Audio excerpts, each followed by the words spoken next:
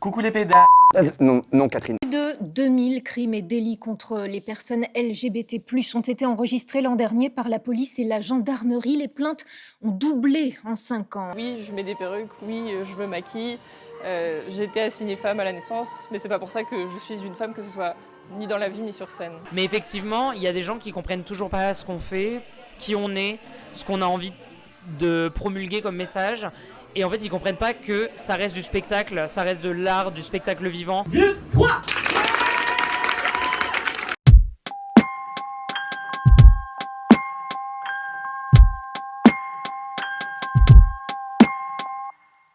Du coup, ça fait actuellement, alors on parle, j'attaque ma 7e année de drague. Et effectivement, j'ai commencé le drag, donc l'art du drag, avec les affaires et le maquillage de ma mère. Donc en gros, j'ai utilisé avec mes sœurs en scred, en secret, les affaires de ma mère pour se maquiller, pour genre foutre du rouge à lèvres et tester des trucs, parce que à l'époque, je découvrais tout juste RuPaul Drag Race, qui était du coup une émission de télé qui sortait tout juste sur Netflix. Et en fait, je me suis dit, mais c'est vraiment ça que j'ai envie de faire. Et puis quand j'ai vu que ça mélangeait, tu sais, le maquillage, la photographie, la danse, etc., le show, en fait, tout, faire ses performances, ses costumes et tout, je me suis dit, c'est ça qu'il me faut pour pas m'emmerder, pour pas m'ennuyer dans la vie.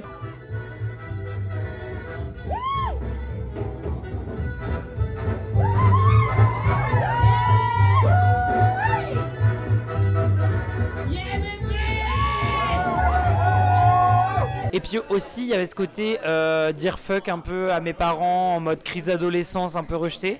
Et du coup, effectivement, j'ai commencé avec le make-up de ma mère et je me suis dit, il faut commencer quelque part. Et j'ai pu vraiment m'entraîner et faire du make-up tranquillement, quoi. Entre mes 16 et 18, c'est là où vraiment j'ai testé, je me suis maquillée, j'étais plus dans cette phase un peu cachée.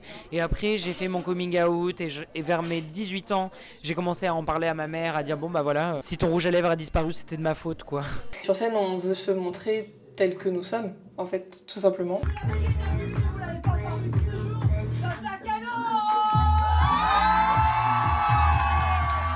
Moi je vais pas mentir, c'est pas un monde que je connais énormément la drague, d'où l'intérêt pour la création de documentaires et davantage de rentrer dedans. Déjà on dit du drag, parce que la drague c'est se draguer ensemble les uns les autres, alors que le drag c'est vraiment l'art du drag, donc on masculinise un peu ça, même si moi j'aime pas trop les codes du genre et toutes ces notifications là, donc en vrai je pense qu'on dit comme on veut. À l'origine, certaines personnes croient que Dressed as a Girl, DRAG, qui veut dire s'habiller comme une femme, pourrait en être l'origine justement. Mais on peut aussi citer les travestis qui laissaient traîner leurs jupons. En anglais, laisser traîner, c'est to drag. Il ne faut pas oublier Queen, qui est un petit mot d'argot pour appeler une personne homosexuelle, bien sûr. Effectivement, c'est un art qui est plus souvent lié en fait à la communauté LGBTQ+, parce que en fait c'est un art qui par essence vient de cette communauté, c'est-à-dire que les personnes qui ont commencé à faire du drag, c'était des personnes notamment racisées, des personnes trans, des personnes TDS, travailleuses, travailleurs du sexe, qui en fait pour se sortir de cette invisibilité et de ce manque de reconnaissance, et aussi par volonté peut-être de s'exprimer, de se retrouver en communauté, ont décidé de s'exprimer dans un art où, ok, en fait, dans la vie de tous les jours, il ou elle n'avait pas le droit d'être qui elle voulait être, mais dans cet art-là, on pouvait se retrouver, faire la fête, s'exprimer, monter sur scène. Donc il y a aussi des liaisons très fortes avec l'art du clown, avec l'art du théâtre, avec l'art du transformisme, où on reprend du coup un personnage connu comme Madonna pour en faire quelque chose sur scène. Nous, c'est pas du tout ce qu'on fait avec le drag, mais en fait, ça a évolué toutes ces choses-là, et le cabaret aussi, bien sûr, pour du coup en donner ce qu'on fait, c'est-à-dire se créer un personnage, donner et explorer les codes du genre sur scène et en donner des messages, que ça soit politique, que ça soit personnel, peu importe. Il y a ce mélange-là qui vient aussi de tout ça et effectivement qui crée en fait l'art du drag en quelque sorte.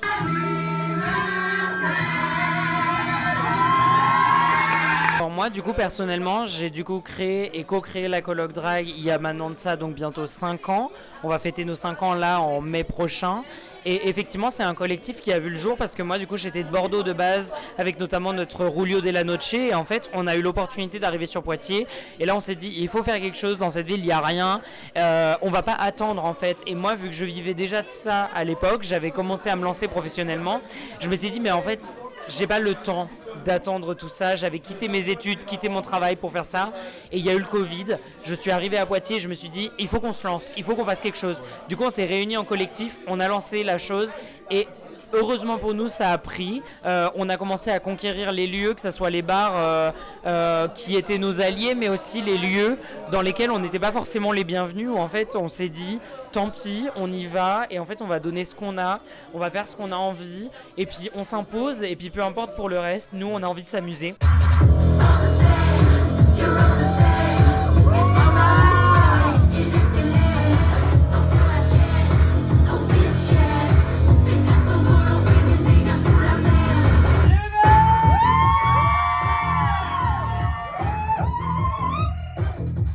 Et du coup, les autres collectifs drag sont venus effectivement autour de la coloc drag, notamment pour beaucoup. T'as envie, peu importe l'âge que t'as, peu importe d'où tu viens. Le principal, c'est pas ça, c'est où tu vas. Et du coup, nous, on est juste là avec la coloc pour te dire, vas-y, fonce, on est là derrière toi, peu importe qui tu es, on y va. T'as beau avoir une vie genre hyper traditionnelle avec genre ta femme et tes enfants, en fait si t'as envie de faire du drag, fonce et vas-y quoi. Et nous on n'est pas là pour juger, on est là pour t'accompagner. Du coup je crois que c'est ça qui a marché à Poitiers. Du coup on arrive au sujet aussi qui est sensible mais qui est très important à aborder, c'est tout ce qui est discrimination, tout ça. Bah, déjà c'est quelque chose qui est assez dur pour moi à évoquer parce qu'effectivement c'est très récent et c'est quelque chose qui me touche forcément énormément parce qu'en fait à Poitiers on a construit quelque chose qui est de l'ordre extrêmement familial et du coup c'est quelque chose qui...